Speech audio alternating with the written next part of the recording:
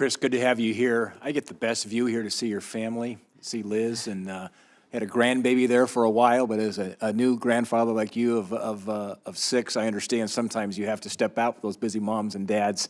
But I did get a picture of that with your grandbaby there. I sent it to you as well, so you'll have that as a memory from today. But it's great to have you here. I mean, your track record's amazing as an innovator, a scientist, a mechanical engineer, electrical engineer. I'm a chemical engineer, so we could geek out here for a moment, but I just appreciate your thoughtfulness, looking at trade-offs in this, complex areas that relates to energy and being thoughtful and intentional going forward here with getting the right policies for our country. So thank you for stepping into the public service world. It's a sacrifice for you and your sweet family, and I want to thank you both for doing that. As I step back and look at the numbers at 30,000-foot view, think we're going to need 50% more energy in the next 25 years than we currently consume today globally. This has got to be a discussion increasingly on how do we get more energy, not less, as we think about these trade-offs.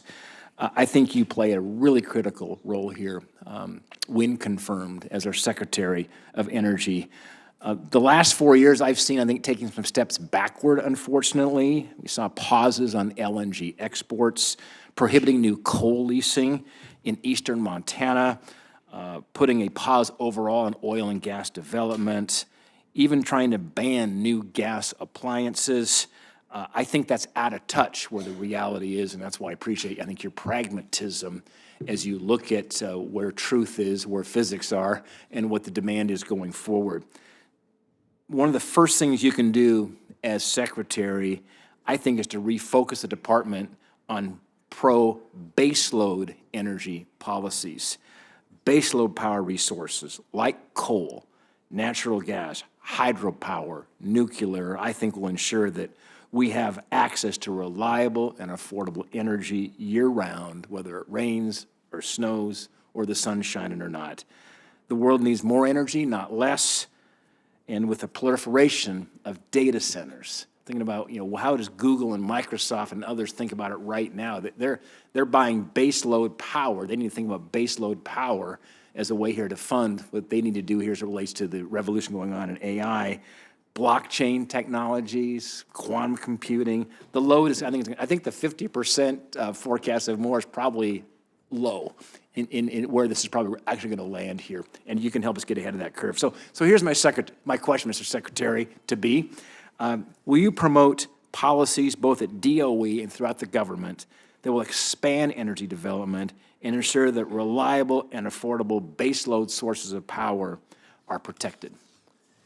Absolutely, Senator. If I get the honor and the privilege to be confirmed and to serve, top goal of mine, you just summarized the top goal. Our electricity grid, as I've said earlier in the testimony today, it's become more expensive and less reliable, reversing a 100-year trend where that was becoming cheaper in inflation-adjusted cost and more reliable, and we've gone the other direction.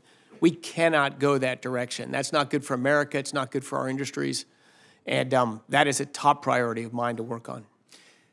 I think we violently agree that reducing emissions is better through innovation, not regulation. What are some ways you think about how innovation could help drive reduction in emissions? Yeah, I mean, if you look at the track record right now, almost all of the emission reductions in our country and across the globe, almost all of them have come from innovations. In the United States, the biggest one by far has been the arrival of low-cost natural gas through the shale revolution. That was innovation. It was not imposed. We got low-cost gas, lower emission gas, not just lower greenhouse gas emissions, but lower pollutants, lower particulate matter, lower SOx, lower NOx. That helps air quality. Countries that have reduced, a lot of country emission reductions that have been from regulation and from top-down mandates have actually not been the emissions reductions they appear to be. They've more been an emissions removal. If you shut down industry in your country or in your state, the emissions from that industry don't go away. They just go somewhere else. And if they go out of the United States with the cleanest and most advanced manufacturing technology, those emissions just go up. So really the only pathway to reduce greenhouse gas emissions and lift up people's quality of life is through energy innovation. And America's been a hotbed of that, and we need to return a vigor and a focus on innovation, on energy right here in this country. All right, I'm out of time. One final quick sentence and statement is, as you know, Montana is becoming a quantum powerhouse. And places like Bozeman, in my hometown, are leading in some of this high-tech innovation. We've got the Quantum Leadership Act that we're working on to spur more jobs and research in this area. My question is, when confirmed, will you work with me to bolster quantum and other next-gen technologies? Not only I will, more importantly, this administration will. This administration and President-elect Trump is passionate about leading the next generation industries and leading them here in America. Absolutely. Great. Thank you. Love your passion. Thank you.